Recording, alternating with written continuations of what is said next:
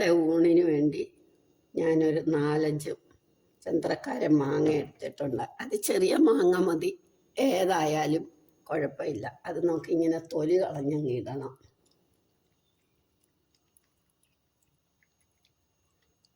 മാമ്പഴം പുളിശ്ശേരി, വെണ്ടയ്ക്ക ഗൊജ്ജും പാവയ്ക്ക മെഴുക്കുവരട്ടി.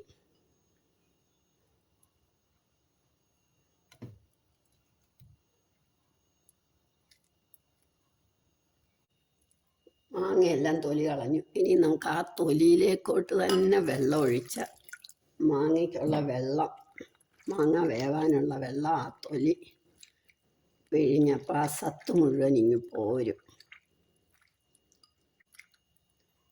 അരിച്ചങ്ങൊഴിക്കുക.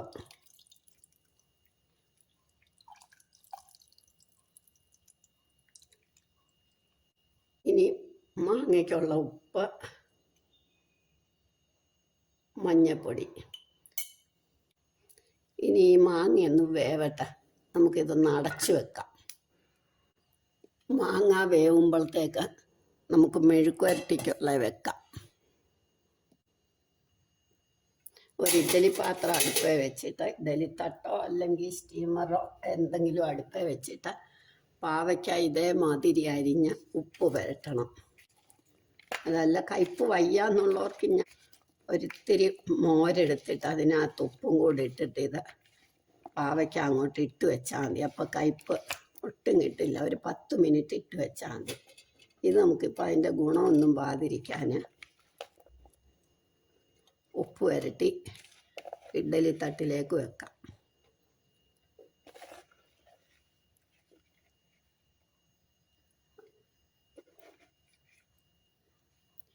ഒരു 3 മിനിറ്റ് കൊണ്ട് ഇത് വേവും.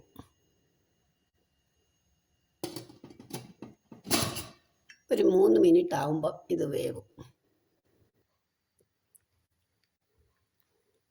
ആ സമയത്തേക്ക് നമുക്ക് പുളിശ്ശേരിയുടെ തേങ്ങ അരച്ചുകൊണ്ട് വരാം. ഒരു 1/2 കപ്പ് തേങ്ങ ഇട്ട്, മുളക് പൊടി 1/2 ടീസ്പൂൺ മുളക് പൊടി. മുളക് പൊടി മാമ്പഴ പുളിശ്ശേരിക്ക് ഒരുപാട് വേണ്ട. ഇനി ഇതിനകത്തേക്ക് നമുക്ക് മോരൊഴിച്ചാൽ മതി അരയ്ക്കാൻ. വെള്ളം ഒട്ടും ഒഴിക്കണ്ട. തൈര് ഉടച്ചതായത്. ഇനി നമുക്കിത് അരച്ചുകൊണ്ട് വരാം. തേങ്ങ അരച്ചു വന്നപ്പോഴത്തേക്ക് നമുക്ക് നോക്കാം. മാങ്ങ വെന്തു, നല്ല പാകമായി.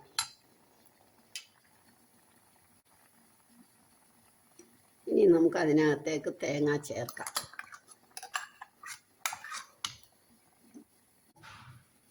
ഇനി ഇതിന് നമുക്ക് കുറച്ച് മോരൂടെ, ഒരു 2 ടേബിൾ സ്പൂൺ മോരൊഴിച്ച് നമുക്ക് ഒരു കപ്പ് മോരെടുക്കണം. നല്ല മധുരമുള്ള മാങ്ങയാണ്, അതുകൊണ്ട്.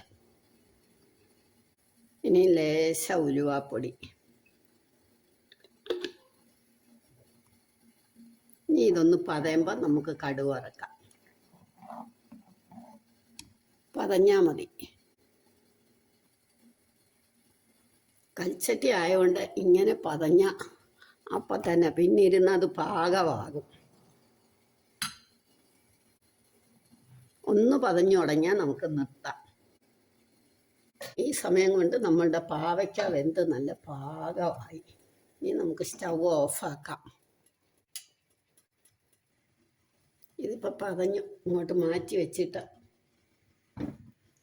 നമുക്ക് കടുക് വറക്കാം.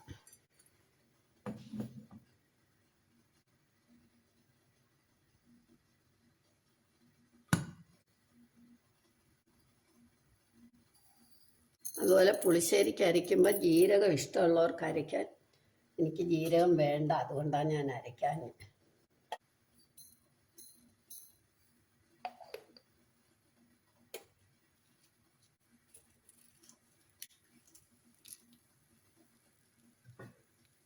കടുക് വറക്കുമ്പോൾ ഉലുവ ഇടണം.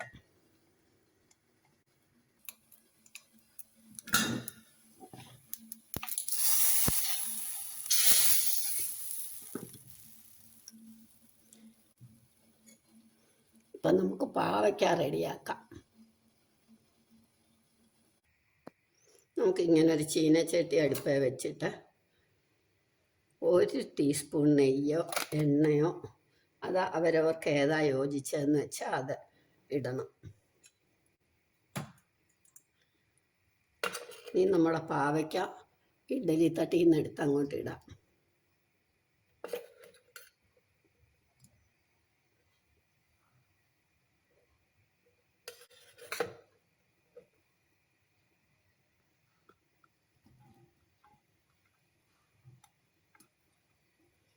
ഇങ്ങനെ കൂട്ടാൻ ഇഷ്ടമുള്ളവർക്ക് ഇങ്ങനെ കൂട്ടാം. ഒട്ടും കയ്പും വരത്തില്ല, അതിൻ്റെ പോഷകഗുണവും പോവില്ല.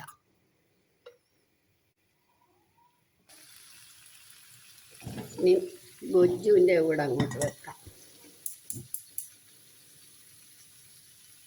പാവയ്ക്ക മൂക്കുമ്പോഴത്തേക്ക്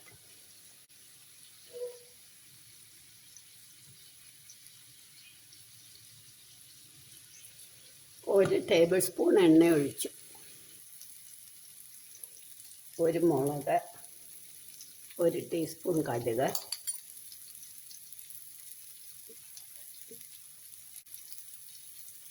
2 ഉലുവ,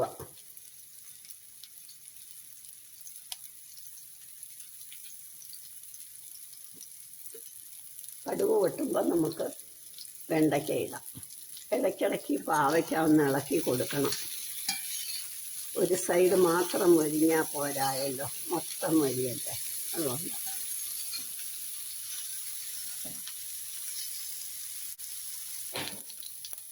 കടുക് പൊട്ടി തുടങ്ങുമ്പോൾ നമുക്ക് കറിവേപ്പിലയും വെണ്ടയ്ക്കയും കൂടി ഇടാം. ഒരു 1/2 കപ്പ് അരിഞ്ഞ വെണ്ടയ്ക്ക എടുക്കും, ചെറുതായിട്ട് അരിയണം. ഒന്ന് മൂത്തിട്ട് നമുക്ക് ഉപ്പും മഞ്ഞപ്പൊടിയൊക്കെ ഇടാം.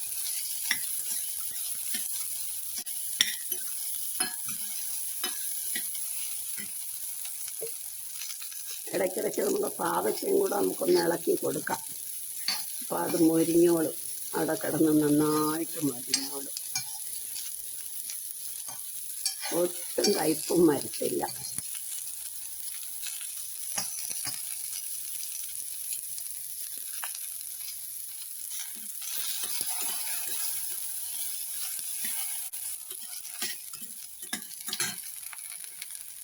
ഇനി നമുക്ക് മഞ്ഞപ്പൊടി, മുളക് പൊടി,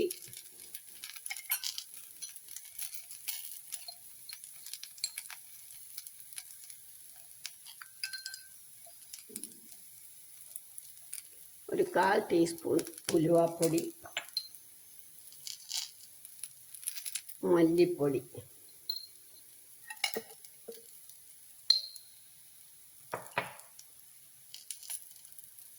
ഉപ്പ്, ഇതെല്ലാം കൂടി ഇട്ട് നന്നായിട്ടൊന്ന് അരച്ചണം.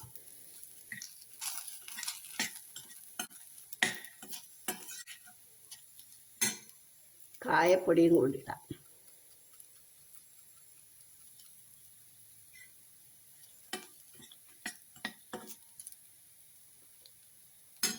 ഇനി ഒരു ചെറുനാരങ്ങ വലിപ്പം പുളി വെള്ളത്തിൽ കുതിർത്തത് നമുക്ക് ഇതിനകത്തോട്ട് ഒഴിക്കണം.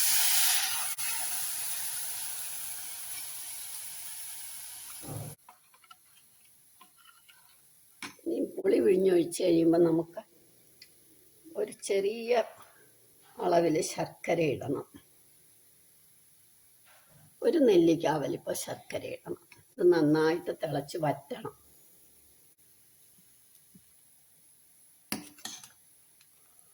നല്ലതായിട്ട് വറ്റണം, വറ്റി കുറുകണം. അപ്പം നമ്മുടെ പാവയ്ക്ക റെഡിയായി.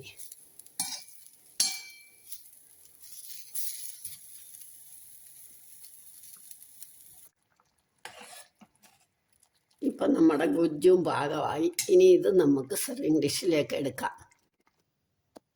ഇപ്പം നമ്മളുടെ ഉച്ചയൂണ് റെഡിയായി. ചോറ്, മാമ്പഴ പുളിശ്ശേരി, പാവയ്ക്ക മെഴുക്കുവരട്ടി, വെണ്ടയ്ക്ക ഗുജ്ജു, പിന്നെ ഒരു മോരും. നമ്മുടെ ഉച്ചയൂണ് റെഡിയായി. എല്ലാവരും ഇത് ട്രൈ ചെയ്ത് നോക്കണം. ഇഷ്ടമായെങ്കിൽ ലൈക്ക് ചെയ്യണം, സബ്സ്ക്രൈബ് ചെയ്യണം, ഷെയർ ചെയ്യണം, കമൻറ്റ് ചെയ്യണം. നമ്മളുടെ ഉച്ചയൂണിനുള്ള ചോറ്, മാമ്പഴം പുളിശ്ശേരി, പാവയ്ക്ക മെഴുക്കുവരട്ടി, വെണ്ടയ്ക്ക ഗൊജ്ജു, കലക്കിയെടുത്ത മോര്, ഒരു ഗ്ലാസ് ജീരകവെള്ളം എല്ലാം റെഡിയായി. നിങ്ങളെല്ലാവരും ഇത് ട്രൈ ചെയ്ത് നോക്കണം. ഇഷ്ടമായെങ്കിൽ ലൈക്ക് ചെയ്യണം, സബ്സ്ക്രൈബ് ചെയ്യണം, ഷെയർ ചെയ്യണം, കമൻറ്റ് ചെയ്യണം.